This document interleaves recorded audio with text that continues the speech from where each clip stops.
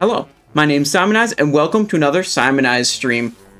We're here on the Wrath of the Lich King Classic public test realm, testing out the new raid, Trial of the Crusader.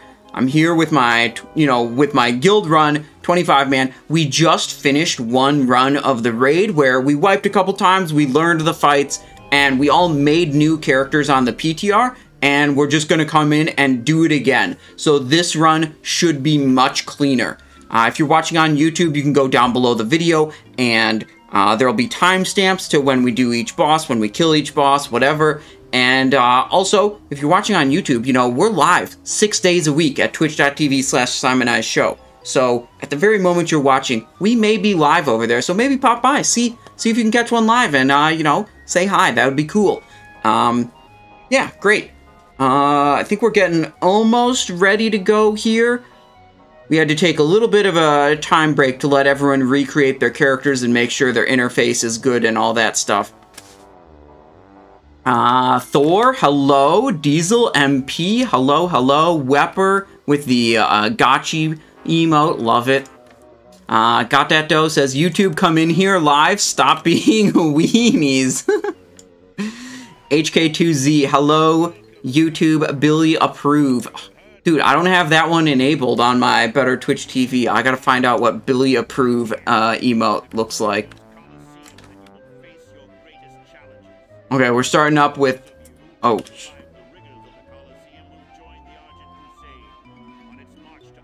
There we go. I had Titan Steel Spellblade equipped for some reason. Let's just remove that option. Okay, we're coming in with Northrend Beasts. We're going to do this fight as Assassination. Like, there is a little bit of cleave opportunity and a little bit of other stuff going on in this fight, but for the most part, it is single target, and Assassination superior at the single target. So here we go, time to pump.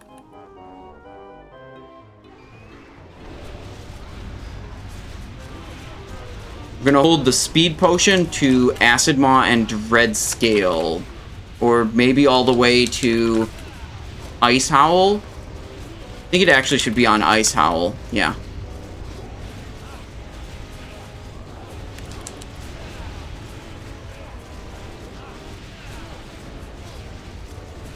You can do a Vanish for another Overkill buff.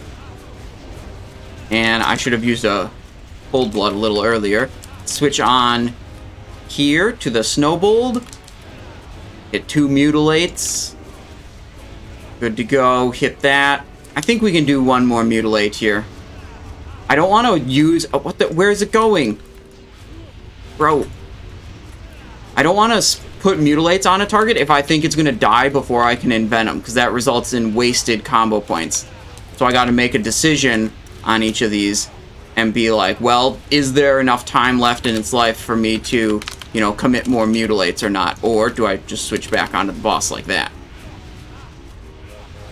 Bro, someone didn't finish that one off. Okay. There we go. Now we go here. There's another Snowbold Vassal up.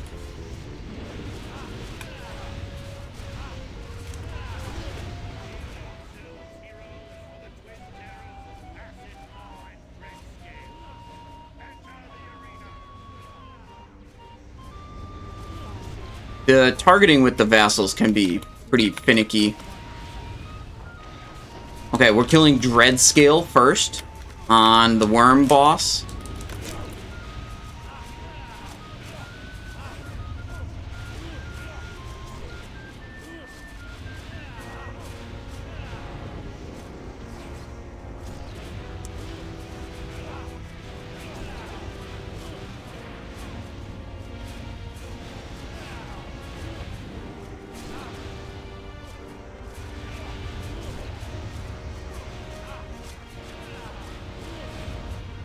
Ooh, that one got kited a little close to the stationary one, so then we got, that's fine for cleaving, but then we got knocked back with sweep, which is not really what we wanted.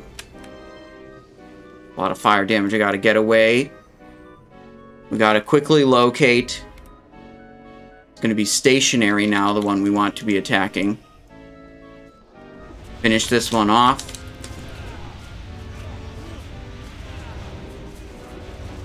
We want to not be in front of it. Okay, we're over here.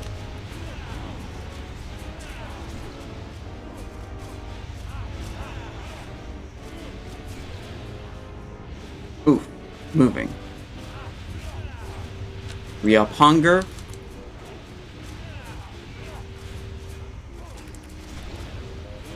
Moving, we gotta stay with it so we don't lose uptime.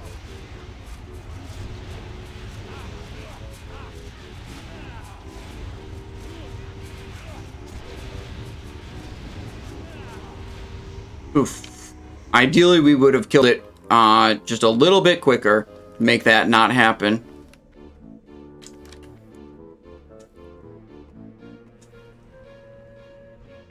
Oh, okay, now it is dead. Okay. Ice Howl next.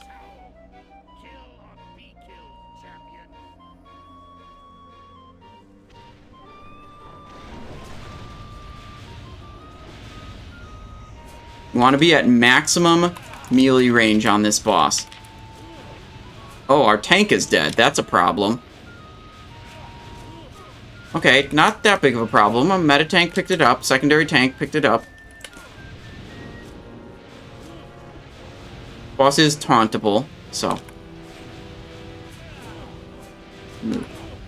There we go. We're at proper range now. See, everyone else got knocked back. Well, most other people got knocked back, but...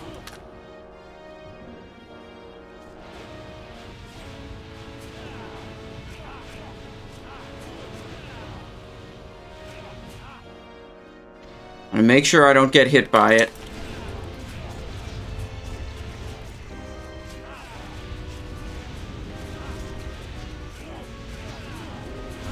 Oh yeah, we gotta go max range. Nice, we're lucky we didn't get hit by either of those.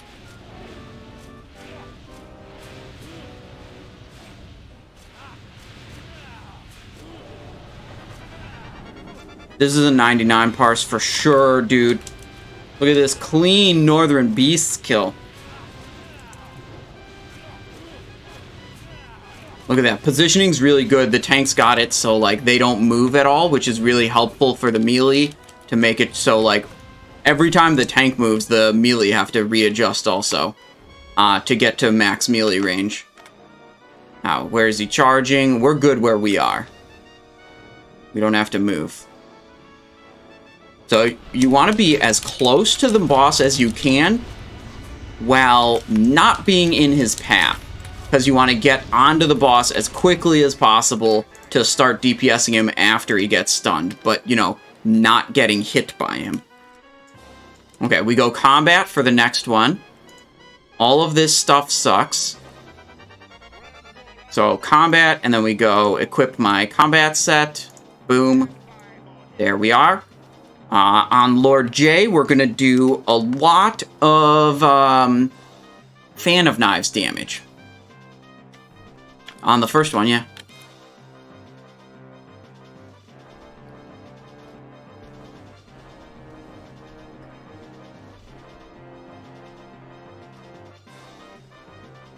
Fan, Faint. We don't even care about Adrenaline on this boss because we're going to sync up both of our Blade Flurries and both of our Killing Sprees with a Nether Portal spawn. The Nether Portals spawn exactly 2 minutes apart from each other, and the Nether Portals, they always spawn exactly when the timer is up, whereas the Volcano is more of a cooldown effect. Like, you'll see a timer for it, and then the boss might cast it right away when the timer's up, but he also might just decide to wait 5 or 10 seconds. So, what we're going to do on the first Nether Portal, which is about, I think it's like 15 seconds into the fight, we pop all the cooldowns, and we go absolutely wild. There's a lot of multi-target damage opportunity on Jaraxxus, and because of that, that makes combat a very good choice, as combat excels in this multi-target damage.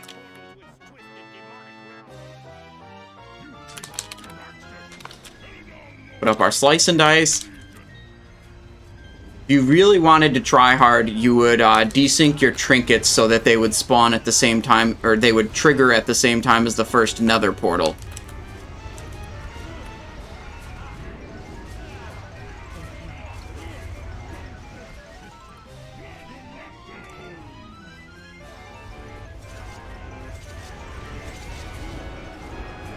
killing spree there.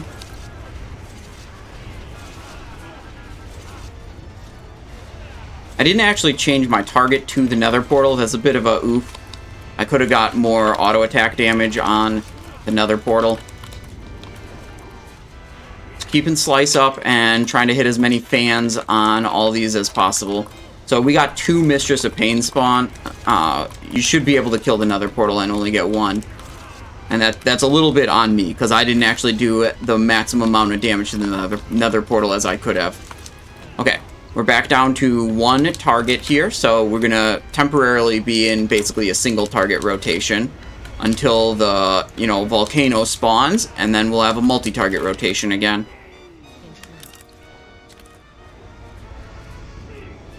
There's the Infernal Volcano. This time we swapped. We were much better at swapping. I did burn 2 combo points that were on the boss. I could have sliced before switching targets, and that would have been good. But here, we're using our Feint ability to reduce damage from the Infernals. They do have, like, a pulsing AoE that they do. We don't really want to take too much damage of that. But at the same time, we want to do, maximum throughput by utilizing our Fan of Knives. And the Feint helps keep us safe, and to be able to do that. Okay, Nether Portal in 12 seconds. We'll get a little rupture there.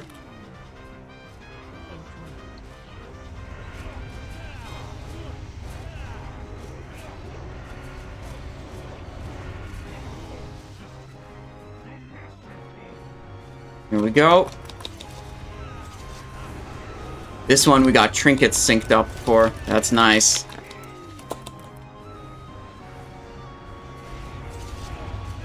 There we go. We can build a combo point, and that one we actually swapped target for the nether portal, so that was better. We still ended up with 2 Mistress of Pain.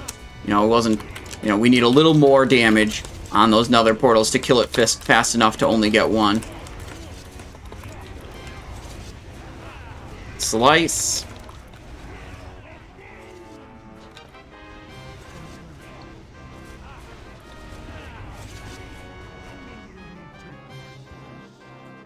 Nice. Pretty good. We dealt 18% of our overall damage was Fan of Knives.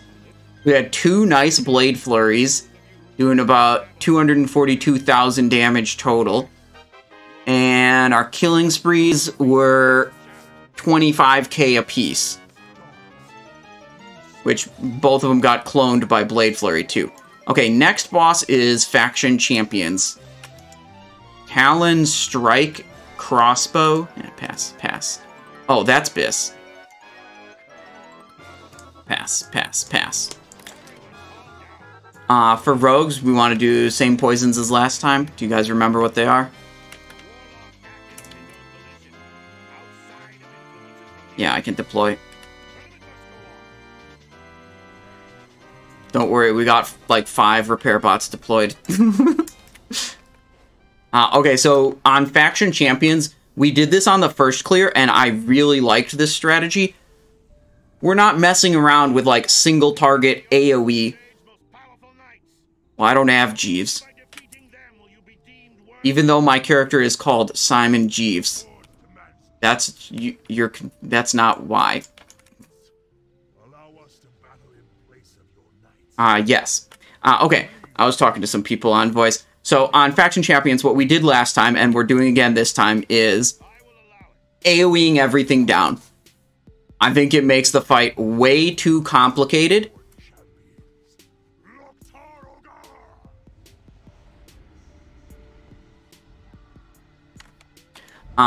Sorry. Yeah, we just AoE stuff down. So, I have Crippling Poison plus Deadly. One of the rogues has Wound Poison plus Deadly, and one of the rogues has Mind Numbing Poison plus Deadly.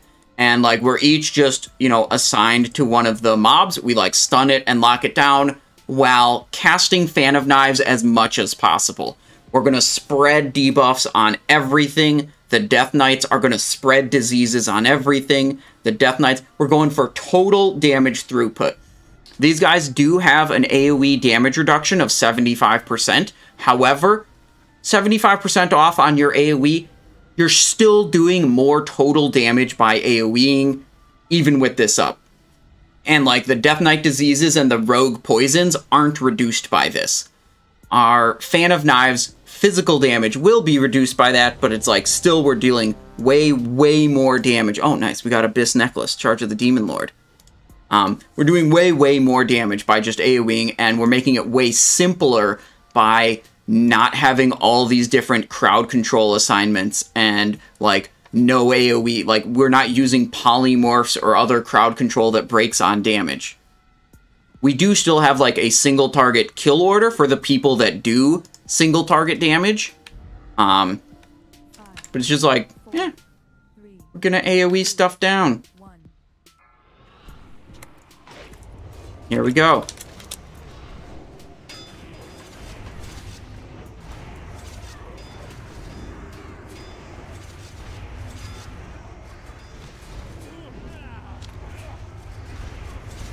Do a little Cloak of Shadows. I'm keeping up Slice and Dice and then just doing as much Fan of Knives as I can.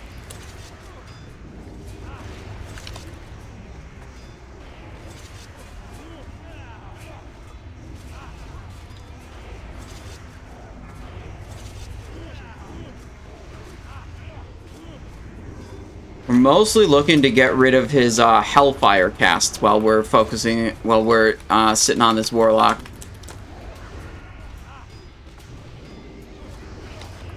Want to keep auto-attacking, make sure we're always like in melee range of our target, because auto-attack gives us combat potency. It's pretty important.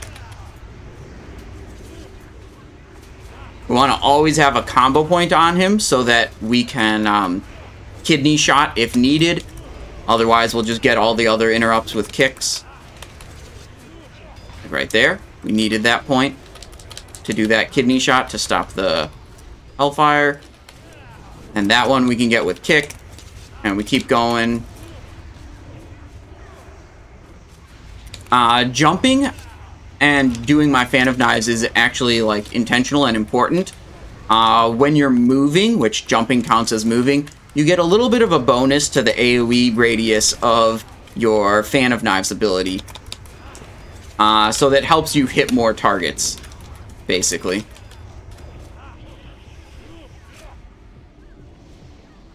Now, we've done single target strategies on this boss before, and we've found that the kill time on a single target strategy is significantly longer than doing this damage. And that makes sense, because this strategy is for maximizing total damage throughput. And it's also way less complicated, so people aren't like losing damage time to running around crowd controlling various dudes or like doing like individual tasks. They're just focused on pumping, so it makes sense that our kill time's much faster. I got disarmed. That's lame. Okay, hang on. Come on. There we go. Do a little killing spree with this Blade Flurry. We're going to come in at probably just over 3 minutes here. Going to get an adrenaline rush coming back. That's how I know we're about 3 minutes into the fight.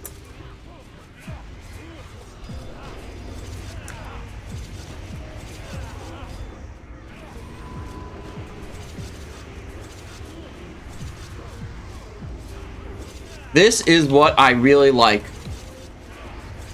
You know, the raid, you know, the developers of the game come up with, you know, some really intricate and cool boss fight. And then the players are just like, you know what, just zug the boss, do a bunch of AoE damage, ignore the mechanics. I love it. That's winning, if you ask me. Okay. Twin Valkyrs. What is our glyph setup? We don't want ban. What can we do instead? Tricks. Let's do tricks. We also don't want Killing Spree on this one because... Only by working together will you overcome the final challenge. From the depths of Ice Crown come two of the Scourge's most powerful lieutenants. Fearsome Valkyr, winged harbingers of the Lich. Oh yeah, and we're gonna switch back to our good poisons.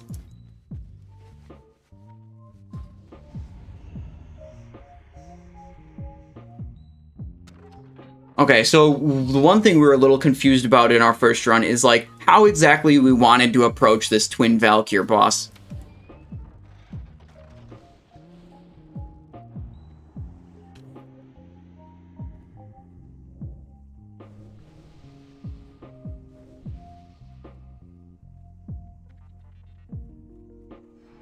Okay.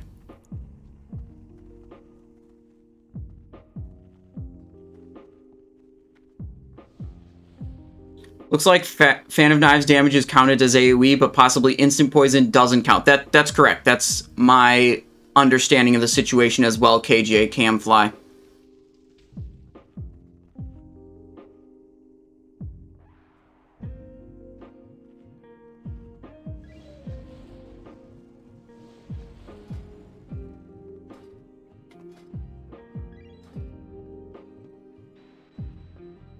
Alright, so they're going to talk probably for a little bit about this one, because this was, like, our most, like, we were most confused about this boss.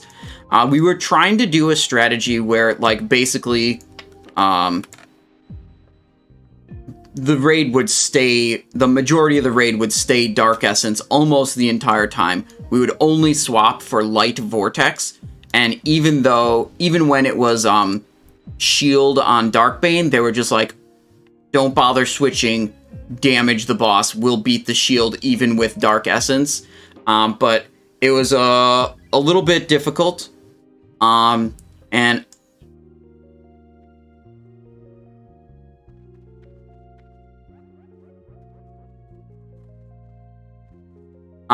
so what we're going to do this time is not quite that strategy. We're going to try to switch to the appropriate color for every ability that the Twin Valkyrs do.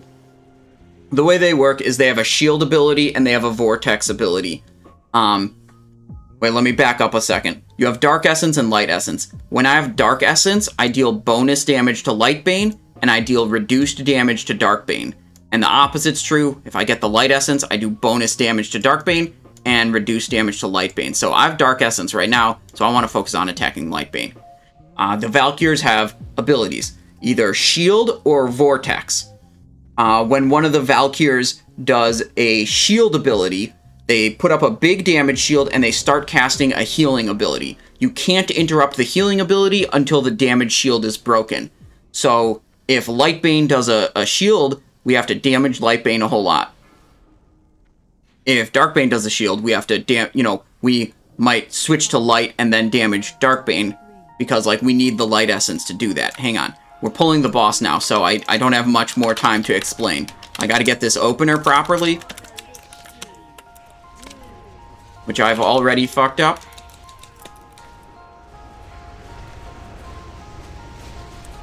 Okay. That was not perfect, but it was okay.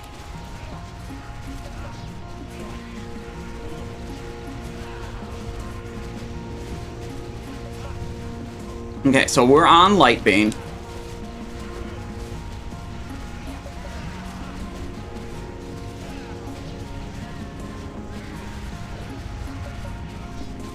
Gotta get that Slice and Dice back up.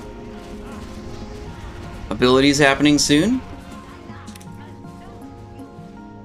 We've got to go to Light Essence, because this is a Light Vortex. Vortex is the other ability they can do. It just does a bunch of AoE damage.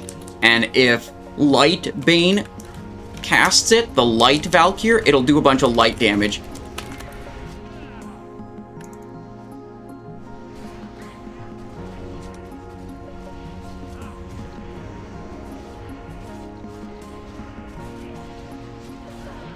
And if Darkbane casts it, does a lot of dark damage to everyone in the raid. The other effect of the Essence is, like, when I'm Dark Essence, I can absorb damage of the same type. So, to counter the Vortex ability, You want everyone in the raid to be the same essence. Whoopsies. Stay same. This is a dark vortex. Now, most of us are dark essence already, so it's popping off, and we don't take any damage from it because we're dark essence.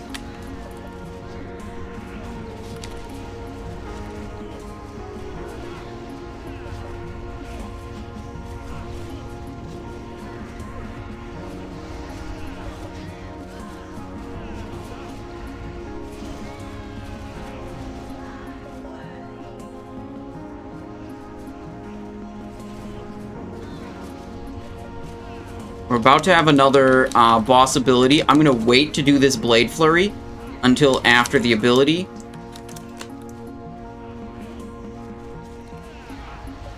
So we swap to Light. This is a shield cast by Dark Bane. So we need to do bonus damage to Dark Bane.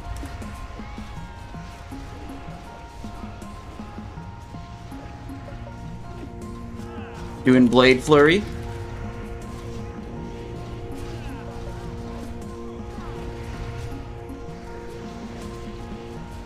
Dropped a Slice and Dice, that's not good. I think we don't have the strategy quite worked out with making the most efficiency out of the swap effects. But that was pretty good. Shield Maiden, Plate, Skyweaver Robes, Cloth, Moonshroud Robe, Trophy of the Crusade, Breastplate of the Frozen Lake. Here's a little tip on the speedrunning strategy. Go to this door while you wait for the Lich King to do his RP. If you fall to the bottom and you're here, you're as far north as possible, so you can, you know, be close to Anub'arak. You know, much closer than if you were anywhere else in the room. What was the poison on main hand, offhand for faction champions, asks Jug Kings. I was using crippling poison on main hand, deadly on offhand. One of the other rogues was doing wound poison main hand, deadly poison offhand, and the third rogue was using mind numbing poison main hand and then deadly poison offhand. So we had 3 rogues covering 3 different debuffs between crippling, wound, and mind numbing.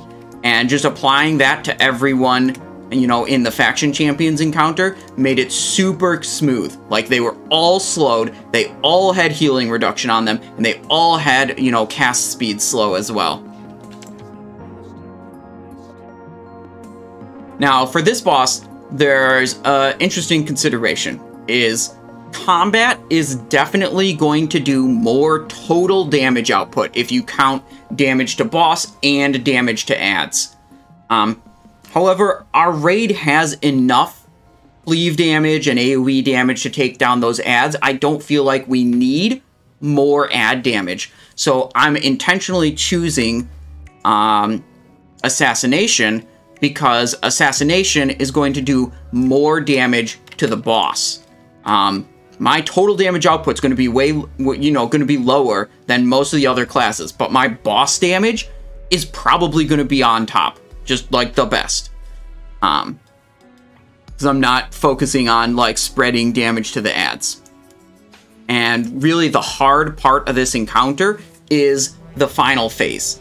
The Leeching Swarm phase, when, you know, everyone's at, you know, sub 30, you know, the boss goes to sub 30% and then does Leeching Swarm, which just drains health from everyone and heals the boss, and like, you need a lot of boss damage to get through that. Now, I have one macro I want to change. It's just like my Tricks of the Trade macro. Should be on Elk Bear. Okay. Here's a pull timer. We get our Tricks of the Trade out. Well, oh, they said wait. They said wait, my tricks might be griefed.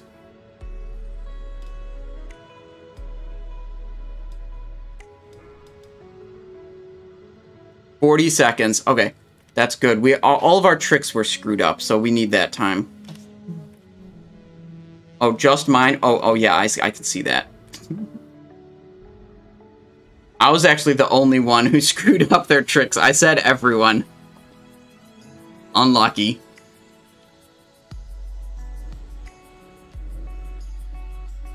Okay. Now I think we're good. They had one little detail they had to sort out. Okay. 5, 4, 3, 2, 1. Onto the boss as soon as possible. Hunger for blood up. I want to be sure to vanish early. I want vanish for the final phase, but if I do one early, it should be up for the final phase also.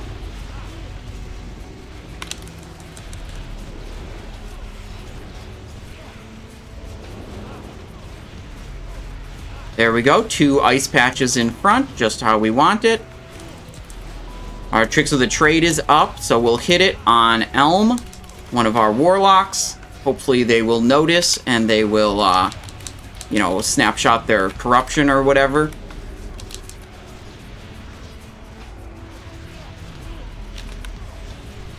So you see, we got everyone else. They're able to take care of the burrowers pretty easily. So we're not worried about, like, cranking even more burrower damage out by being combat.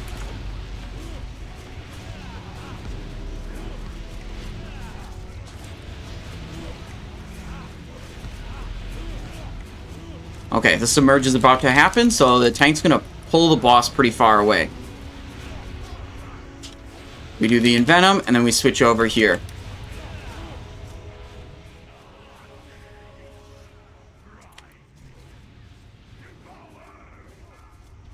It's on Typhy, not on us.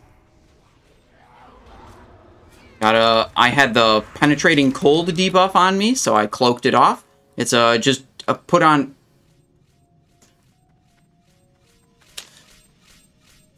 That was close. That was really close. Uh-oh.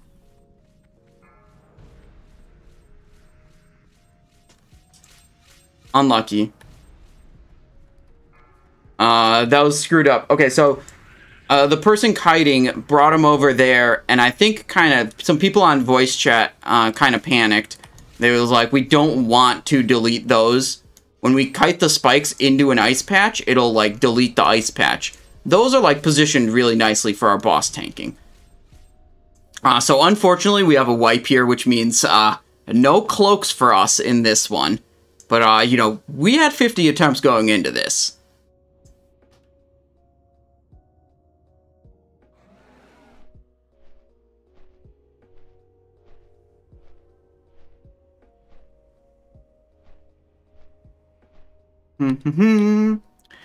So basically the spikes weren't kited properly, and we resulted in a couple of deaths there. And then once there were a couple of deaths, it was like, okay, this is, you know, because it was some of the healers, it was like, okay, this is over. Also, like, even if they were damage dealers, like, you need all of your damage alive for that final phase to be able to knock it down. Having damage dealers dead is also a big deal.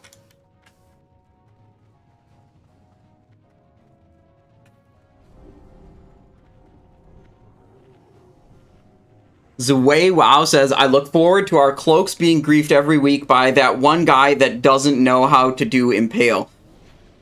Yeah, I think that is going to be a big source of drama and stress between players of like, you caused the wipe. No, you could have prevented it with this. No, you caused the wipe. This is why we didn't get a cape this week. Like, that, I think that's going to be stressful for a lot of guilds, and it's going to be a problem.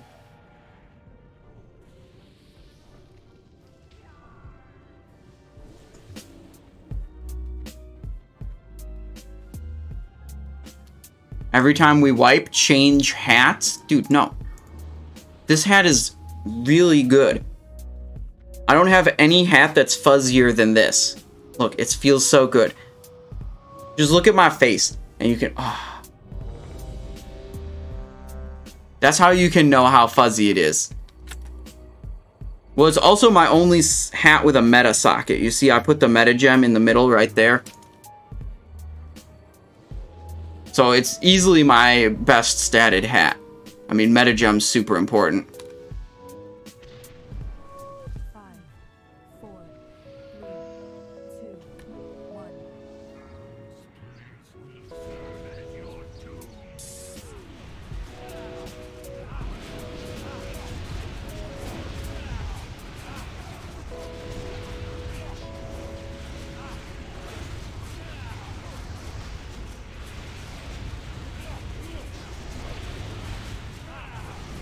Gotta adjust position slightly. Do that nice early vanish. I did the cold blood outside of my dark matter proc. I think that's good, because I mean dark matter is like 15% increased crit chance. Cold blood's guaranteed crit, so like it kind of in a way wastes some of the dark matter proc, or is like inefficient. You rather use a cold blood outside of a dark matter if all other things are the same, rather than within the dark matter. Anyways, we're pumping. Tricks of the trade on Elm. It's just called Elm on this character. Oh, we had penetrating cold. I didn't realize it. It only had a couple seconds left. We should have cloaked it off much earlier.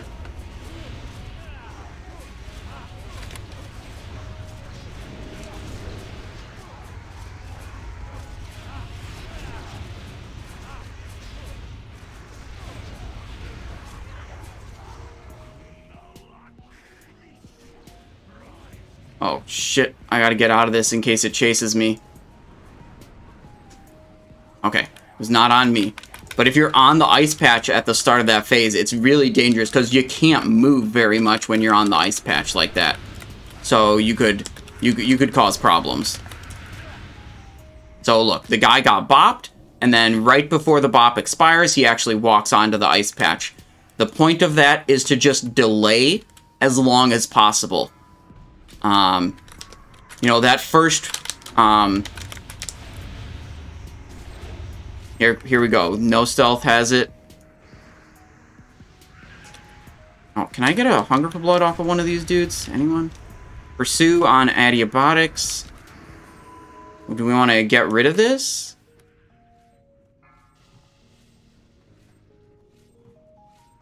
There we go. Nice. Okay, boss is about to emerge. So I'm going to tricks my tank. Get that Hunger for Blood and go right on the boss as soon as it comes up. That's pretty important. You don't want to lose damage time by being on the other side of the map when the boss emerges. And you want to have your tricks of the trade on the tank like prepped already so you could just mutilate the first global. He's up there. Delaying helps by reducing the total number of ice patches you end up using because you have a limited number of ice patches. But frankly, if you're only doing one submerge phase, the importance of delaying is like basically none. Like you could just burn all your ice patches, well, except for the front two. Like you could burn 4. You get 6 in total, so you could burn 4 of them during that submerge. And as long as you only get one submerge, like that's fine.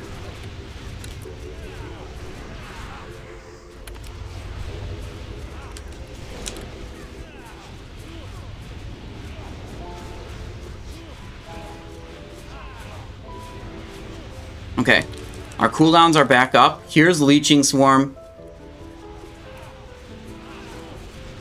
We're going to start taking mad damage. We're going to hold the heroism just a little bit. We have an extra add up. One of them was allowed to submerge, which is kind of dangerous.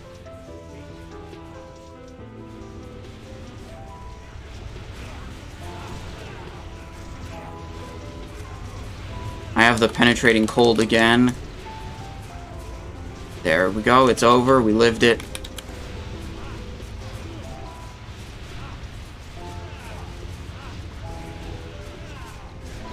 Heroism's up now.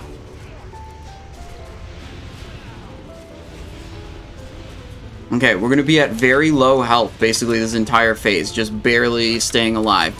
And that's good, because the Leeching Swarm deals damage to us based on a percentage of our current health. So if we're lower health, it deals with less raw damage to us. And whenever Leeching Swarm deals damage to us, it heals the boss. So we want to minimize that damage, minimizes the healing to the boss. There's more Burrowers up right now. We're, I'd say, a little behind on boss damage. We want to have this boss going down, like before too many of these Burrowers come up.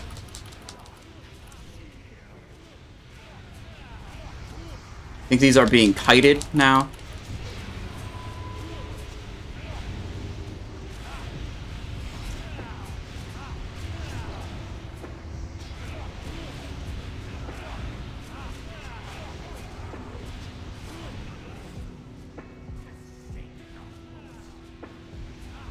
Whoa, whoa, whoa, whoa. Is that a kill? There we go. Alright, that is not exactly a clean kill, I would say, but it is a kill. One wipe on that one. Armbands of the Ashen Saint. Belt of Deathly Dominion. Leg guards of Lurking Threat. Curapace. Alright, we just pass on all this. Who cares? Who cares? Who cares? Who cares? Who cares? And we go again. We've got raid time. We're just going to go again.